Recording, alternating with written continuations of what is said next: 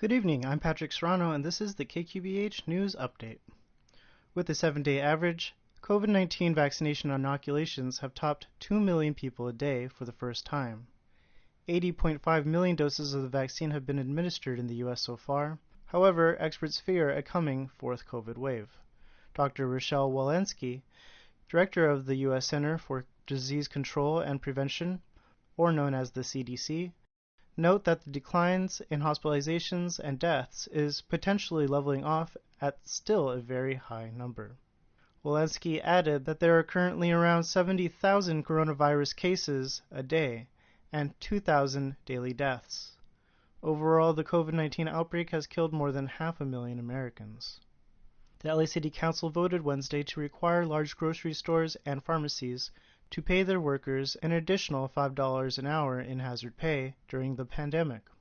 Councilman John Lee, representing the northwest section of San Fernando Valley, such as Northridge, was the only dissenting vote. With a 14-to-1 vote, the $5 hazard pay will be required for all non-managerial employees at grocery or drug retail stores with more than 300 employees nationwide, or more than 10 employees on site, as well as retail stores such as Walmart and Target that dedicate 10% of their sales floors to groceries or drug retail.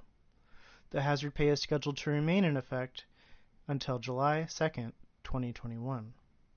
The LA City Council has overridden Mayor Eric Garcetti's veto to devote $88 million from the Los Angeles Police Department to youth and recreation programs, neighborhood beautification initiatives, job and business programs, non-profit services, and more.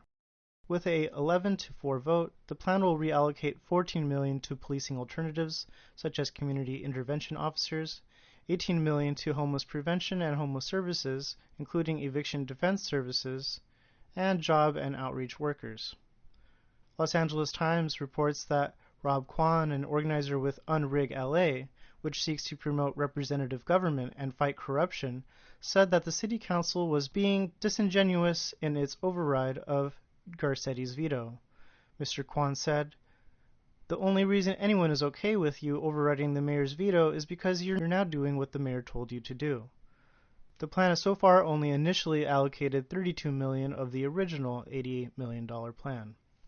Los Angeles City Council has also passed a resolution in support of a statewide legislation that would require corporations that do business in California to disclose their carbon footprint and set goals to reduce emissions.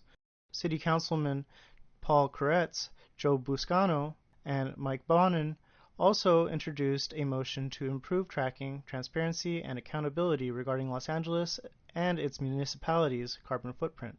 Los Angeles City Council also voted to approve the issuance of more than $275 million in bonds for the construction of 8 affordable housing developments in Central Los Angeles, the South Bay, South Los Angeles, and the East Side, reports the website Urbanize. The projects will create a combined total of 710 residential units.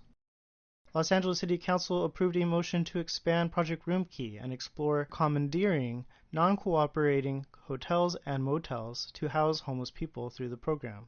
The Los Angeles Business Council, which represents 500 businesses and civic leaders, voiced its support for the motion in a statement saying, "We support the motion's call for the city to formally request that the Federal Emergency Management Agency provide $150 million upfront to ensure we can move quickly and aggressively while COVID-19 rages on." While this is going on, the Los Angeles Times reports that local, state, and federal officials say the city has not requested reimbursement from FEMA for portions of the estimated $59 million it spent on Project Roomkey. Under the Trump administration, the federal government reimbursed 75% of the costs, and now with the Biden administration, it is now raised to 100%. According to a report issued by City Attorney Mike Feuer's office, Garcetti has the legal right to commandeer hotel rooms as need for the protection of life and property of the people. Attorney for Legal Aid Foundation of Los Angeles, Shayla Myers, said, "There is federal money on the table, the literal FEMA response the mayor has been begging for, and yet the city has found excuse after excuse not to take advantage of it." I'm Patrick Serrano for KQBH News 101.5, KQBH LP, Los Angeles, California, a community service of Boyle Heights Arts Conservatory. You can find us with the app LP FM LA.